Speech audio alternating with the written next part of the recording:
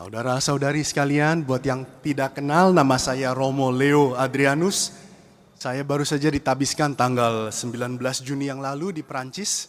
Saya tugas di Keuskupan Digne-les-Bains, itu daerah selatan Prancis, di utaranya Marseille. Kalau lihat kira-kira di mana. Tuhan Yesus bilang pada kita, tuaian memang banyak, tetapi pekerjanya sedikit. Ini kalau di Perancis ini benar-benar kelihatan. Kalau di Indonesia mungkin tidak terlalu kelihatan masalah ini, dan semoga tidak pernah kelihatan. Tapi sekarang di Perancis, krisis panggilannya sebagai imam itu, saya bilang udah jauh lebih parah daripada krisis minyak goreng yang beberapa minggu yang lalu di Prancis sampai di supermarket kosong semua, satu negara panik, tapi kalau nggak ada pastor, udah nggak ada yang panik lagi. Itu di Prancis udah banyak keuskupan yang sudah puluhan tahun sudah tidak pernah menabiskan romo lagi. Umur rata-rata pastor berapa tahun lalu di sana itu 76 tahun. Umur pensiun pastor 75 tahun. Di daerah barat Prancis itu umur rata-rata bisa udah lebih dari 80 tahun. Sudah tidak ada panggilan sama sekali. Jadi sekarang pastor import dari Afrika dan ada beberapa dari Asia juga. Tapi ya susah, ya kan? Soalnya budayanya kan beda. Orang Afrika bukan orang Prancis. Orang Asia bukan orang Prancis. Tapi emang di Prancisnya sudah dikit sekali. Kita bisa bertanya, masalahnya itu apa? Kalau di pekerjaan-pekerjaan lain yang di dunia, kita lihat hukum demand and supply yang di ekonomi itu masih berjalan. Ya kan? Begitu ada yang demand, permintaannya, penawarannya naik. Ya kan? Kita nggak usah sampai berdoa, Tuhan, aduh Tuhan ini paroki Kelapa Gading kekurangan restoran bakmi, itu sudah nggak perlu. Begitu ada yang suka bakmi, pasti ada aja yang bikin restoran bakmi. Tapi kenapa pastor itu bukan seperti itu? Ini apakah Tuhannya yang pelit, yang tidak mengirim panggilan, atau kitanya yang pelit? Tuhan Yesus bilang, banyak yang dipanggil, sedikit yang dipilih. Kenapa sedikit yang dipilih? Biarpun banyak yang dipanggil. Karena mungkin hanya sedikit yang memilih Tuhan, biarpun dipanggil. Menurut saya, dari pengalaman saya di Prancis, yang sekarang imannya sudah hampir hilang, masalah panggilan ini, nomor satu, masalah dari hati kita, dan masalah dari pikiran juga. Tuhan Yesus bilang, di mana hartamu berada, di situ pun hatimu berada. Kita bisa lihat, baru minyak goreng hilang udah pada panik semua. Tapi Tuhan udah gak dia mikirin. Saya pikir, ini kalau di paroki, saya bilang, ini saya pastor baru, saya udah gak mau usah bagi ekaristi lagi pas misa, saya kasih kamu duit aja. Mau berapa? 1 juta, 10 juta, 100 juta, 1 miliar. Berapa yang mau datang ke gereja? Sampai orang pindah mungkin di paroki kita. Gereja sampai harus dirobohkan, bikin yang lebih besar lagi. Kalau emang Tuhannya duit, ya emang carinya itu. Karena hatinya di situ. Ya kan? Tapi apakah hati kita sudah menemukan sesuatu harta yang tidak bisa dibayar sama duit?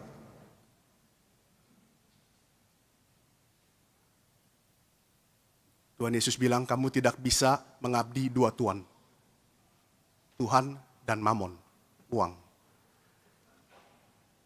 Udah gitu, masalahnya juga bukan sekedar masalah di hati, tapi masalah di pikiran. Jadi kita tuh banyak kekurangan. Kita nggak tahu apa-apa gitu. Saya waktu saya kecil, saya besarnya di paroki sini ya, sampai 18 tahun. Saya misa tiap minggu. Pas saya udah pindah ke Amerika, Jadi saya tinggal 11 tahun di Amerika, saya 13 tahun di Prancis. Pas saya pindah ke Amerika, di universitas saya 9 tahun, saya sudah ngajar di universitas, itu tiap minggu saya ke gereja juga.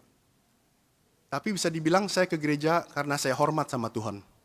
Saya tidak ngerti apa-apa, misa itu apaan, ekaristi itu apaan, tapi saya hormat dan saya tetap ke gereja. Tapi itu tidak cukup. Ya. Gereja mengajarkan bahwa perayaan ekaristi itu adalah sumber dan puncak kehidupan Kristiani kita. Sumber dan puncak. Tapi sebagian besar dari kita susah gitu. Ngelihat gimana sih misa itu jadi sumber dan puncak hidup saya. Kita biasa misa minggu, ya mungkin gara-gara Tuhan minta saya misa hari Minggu supaya saya nggak dosa. Ya udah, pikirannya selama misa, entar habis misa makannya apa ya.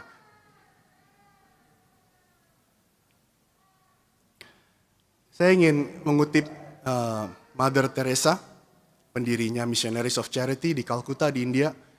Dia di setiap sakristinya dikasih papan kecil ya, ditulis dalam bahasa Inggris, Priest of God, Imam Allah, rayakanlah misa ini seperti ini misa pertamamu, misa terakhirmu, dan satu-satunya misamu. Dan ini menurut saya, kalau Mother Teresa minta itu dari pastor-pastornya, pasti juga karena dia berusaha menghidupi setiap misa seperti itu. Jadi nasihat Mother Teresa itu berlaku bukan hanya untuk kami, para imam, tapi buat kalian semua, buat kita semua. Tapi itu juga susah dimengerti, bagaimana menghidupi misa seperti ini misa pertama, terakhir, dan satu-satunya kita. Sebelum komuni, ya, pastornya mengangkat piala sama hostinya, Tuhan Yesus, bilang, berbahagialah saudara-saudari yang diundang ke perjamuan anak domba. Itu diambil dari kitab Wahyu, bab 19, tapi itu kurang satu kata, ya, kata yang sangat penting. Kalau di terjemahan Perancis lengkap. Berbahagialah saudara-saudari yang diundang ke perjamuan kawin anak domba. Jadi misa itu perkawinan anak domba. Anak domba itu siapa? Tuhan Yesus. Pengantinnya siapa? Ya, gereja. Gereja itu siapa? Ya kita semua. Tapi masalahnya kita itu tidak sadar bahwa kita datang sebagai misa itu sebagai mempelai perempuannya, sebagai pengantinnya Tuhan Yesus. Jadi seolah-olah misalnya ada perkawinan, pengantinnya datang tapi nggak sadar bahwa ini acara untuk dia, malah bosen, malah mikirnya, musiknya itu kayak gimana, homilinya itu kayak gimana, ini pastor ngomongnya kelamaan, bikin bosen, jadi pengen tidur. Dan Tuhan Yesusnya yang paling penting itu udah dilupakan. Tapi bagaimana kita bisa mulai mengerti betapa berharganya sakramen ekaristi ini. Karena Tuhan memanggil kita sebagai imam itu untuk apa? Untuk merayakan ekaristi. Sumber dan puncak dari semua sakramen yang lainnya. Ya kan? Jadi misalnya ekaristinya itu kita tidak mengerti, harganya itu seperti apa, ya udah itu yang lain juga bakal hilang. Ini saya ingin kutip dari kitab dari Injil Matius. Yesus bilang, kerajaan surga itu seumpama seorang pedagang yang mencari mutiara yang indah. Setelah ditemukannya mutiara yang sangat berharga, Ia pun pergi menjual seluruh miliknya, lalu membeli mutiara itu. Sekarang saya bacakan dari Injil Santo Yohanes. Karena begitu besar kasih Allah akan dunia ini, sehingga ia telah mengaruniakan anaknya yang tunggal, supaya setiap orang yang percaya kepadanya tidak binasa, melainkan beroleh hidup yang kekal. Kalau kita baca itu bersama, Injil Matius, Injil Yohanes, kita lihat pedagangnya itu siapa yang mencari mutiara? Tuhan. Mutiaranya itu siapa? Kita. Dan Tuhan memberikan semua yang dia punya, anak tunggalnya, untuk kita. Jadi pertama-tama harus sadar bahwa dalam misa ini, Tuhan Yesus sebagai mempelai laki-lakinya, memberikan dirinya untuk kita. Kita ini mutiara yang sangat berharga di mata dia.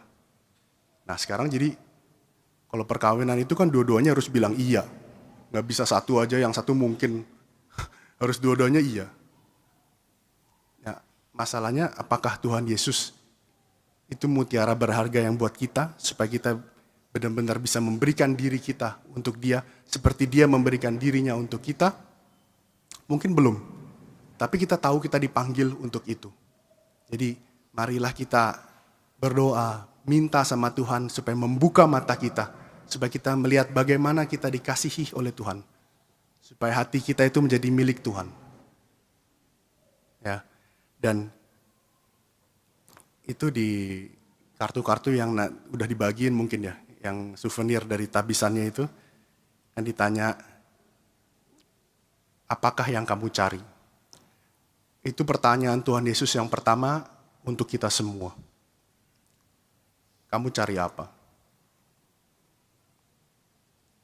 Dan setiap orang tuh jawabannya sama, saya ingin bahagia.